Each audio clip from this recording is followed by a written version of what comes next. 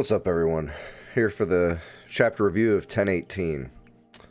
I have some questions. I have a lot of questions, and they're good questions, I guess. And this chapter was a little weird, really straightforward on the second half, but good. It was a good chapter.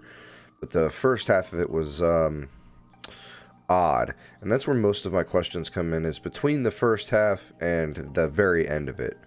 But before we get into that, if you guys like these videos and you like listening to my chapter reviews, consider liking and subscribing, maybe giving me a comment to let me know what you also thought of the chapter. So thank you again for watching, and let's get right into it. So in whole, the chapter starts with the reaction of Tama giving the order and showing the pandemonium, so to speak, of people hunting her down, basically literally wanting to kill her, and the gifters and the other ones that she is turned to their side, defending her and helping her get away, like Horselina. After that, it goes into CP0 some more, and after that, we have the Jimbei versus Who's Who, which is a little more than half the chapter.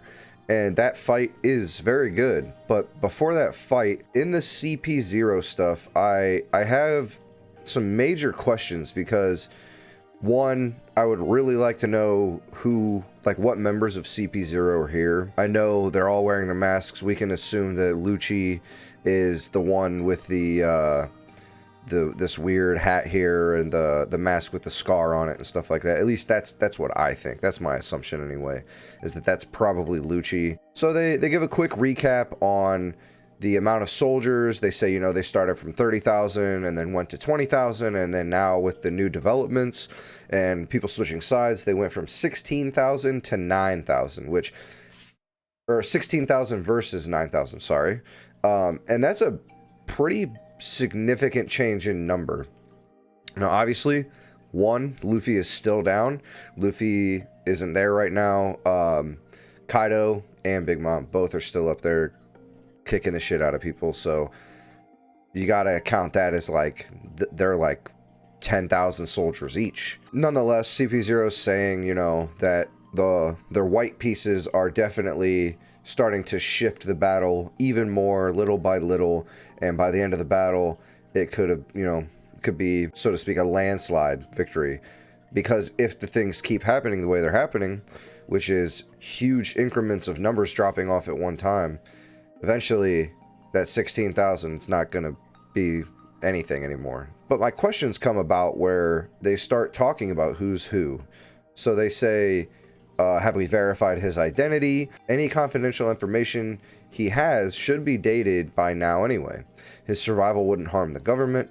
They're saying basically there's no consequence to them, but allowing a rogue escapee to live would be a bad precedent. And they say, well, who's to say he'd even survive the night? He's facing Jimbei after all. So obviously we exactly know who they're talking about now. We get this is a hint of at least one reason why they are here on Wano, is to investigate who's who.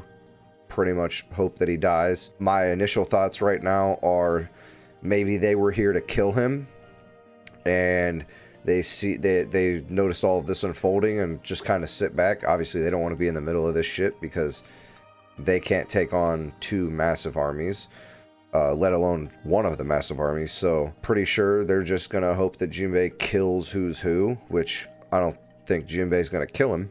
Jinbei's not really that kind of guy, and the Straw Hats aren't really like that either. They don't really kill people. So, but that being said, who knows? Anything could happen. Jimbei could beat him, hit him through a wall. He could fall into the ocean and drown for all we fucking know. But my biggest, one of my biggest questions for this chapter is, so we got explained in the last chapter that the Gomu Gomu no was stolen by someone, which we've now been confirmed that it was Shanks. Everybody knew it was Shanks, but we've been confirmed that. I don't like to jump to conclusions, obviously, because Oda throws us for a loop a lot of times, but it was Shanks. Shanks stole it from Who's Who. Who's Who went to jail, prison, broke out, and here we are today, right? That was a while ago. That was a really long time ago. And it's a little weird to me that the government is now trying to, silence him or get him put out of commission. Because what about the last 15 years or whatever it was, right?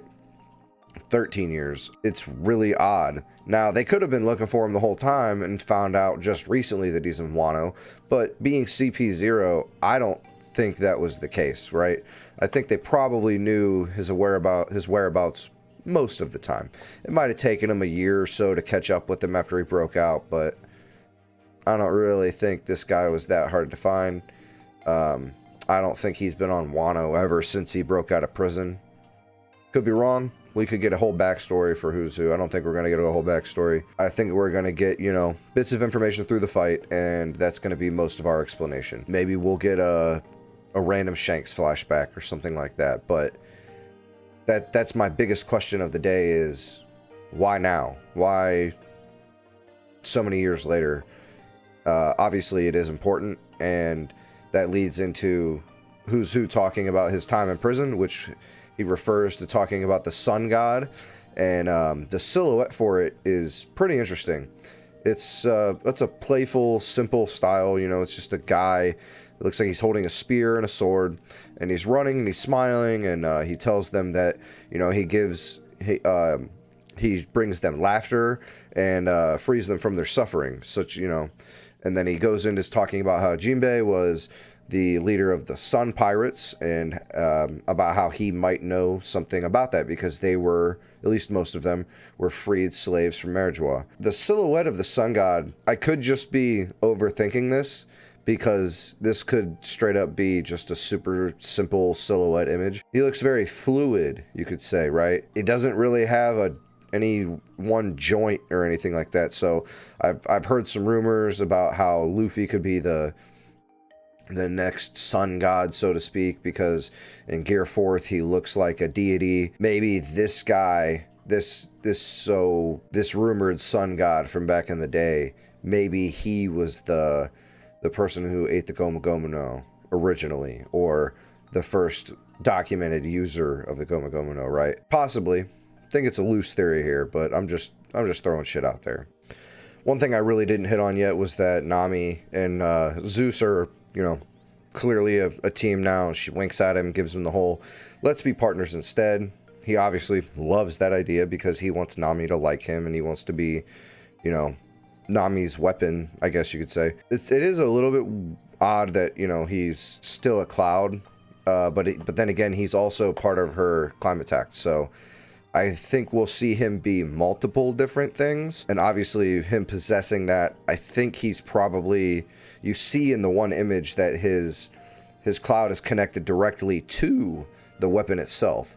So I don't think he has like an unlimited range thing. I think that he has to, you know, either be the weapon itself, manifest that, and as we saw before, stretch and change form, or come out as the cloud and kind of stick kind of close by the climate tact because he's directly connected to it, right? He still does have his hat, which obviously it's Zeus. He's going to have his hat, but I just wanted to hit on that real quick because I forgot to. And then lastly, in the mix of all that stuff going on with Who's Who, we have him and Jimbei fighting the whole time, exchanging blows, and mostly Jimbei blocking and counter-punching, you know, dodging, and not a whole lot happening until Jimbei pulls out the fishman jujitsu and Who's Who tries to bite him and fucking slams his ass on the ground and does the ebb tide shoulder throw, throws some water bullets at him.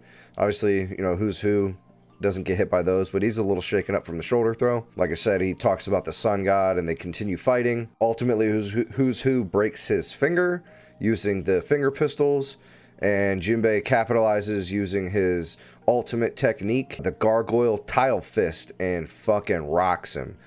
Puts him down for a few minutes at the end of the chapter here, and Jimbei kind of looks at him, tells him, if you're gonna make broad statements about other people's history, you'd better not be half-assed about it. So Jimbei's getting serious because Who's Who even asked him why he's mad all of a sudden. So Jimbei's about to fuck him up. I don't think this is going to be that close of a fight.